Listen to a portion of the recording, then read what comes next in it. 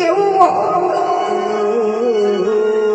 I দেখি আমরা চারিদিকে ভালো করে লক্ষ্য করে দেখি,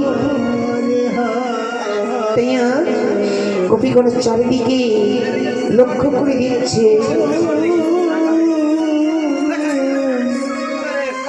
কি রে পেলি না রে? তাহলে আমাদের উপায় কি হবে বল না রে? আমরা কেমন করে যাবো?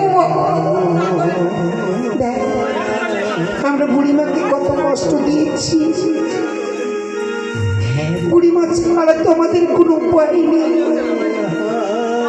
একবার চল দেখি আমরা সবাই গিয়ে বুড়িমার শরণাপন্ন হব, দেখি বুড়িমার কোনো উপায় করতে পারি কিনা। কাতর কণ্ঠে ডাকছে, বুড়িমা বুড়িমা। কি ব্যাপার, আজ আমার গোপীগণের সুরটা পাল্টিয়ে গেল কেন? যাই দেখি।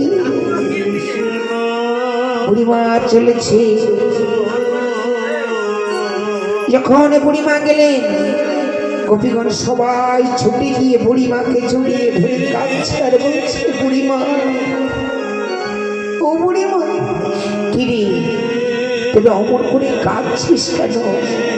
বুড়িমা আমাদের সর্বনাশ হয়ে গেছে। বুড়িমা কি বললি?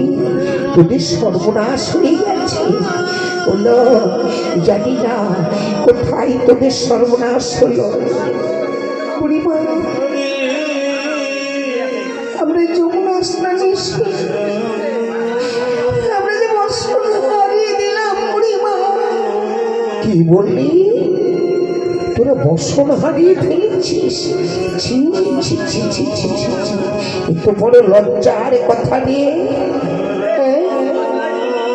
বুড়িমা ও বুড়িমা, তোমার ওই বস্ত্রটা আমায় দাও না। বুড়িমা তোমার ওই বস্ত্র পরিধান করে আমি লজ্জা নিবারণ করবো। দাঁড়া দাঁড়া দাঁড়া, একটু ধৈর্য ধর। বললো তোরা সবাই আর আমি একা, এই এক বছরে কি তোদের লজ্জা নিবারণ হবে?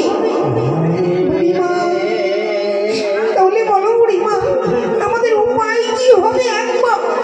একবার তুমি বলে দাও বুড়িমা। কাঁদিস না, একটু ধৈর্য ধর, আমি দেখছি তোদের উপায় করতে পারি কিনা। লজ্জায় গোপীগণে কি করলে? লজ্জায় যমুনার জলে ঝাঁপিয়ে পড়লো। পূর্ণমাসী যোগমায়া বড়াই বুড়ি চারিদিকে লক্ষ্য করছে আর বলছে, হাইরে আমার কার সাধ্য আছে আমার গোপীগণের বসন চুরি করে? যদি একবার যদি পেয়েছি আমি, তার যে কি হাল করবো গো। দিদি প্রাণে গোবিন্দ আমার ওই কদম বৃক্ষের ডালে বসে বসে আজ মধুর সুরে বংশীর ধ্বনি করছে।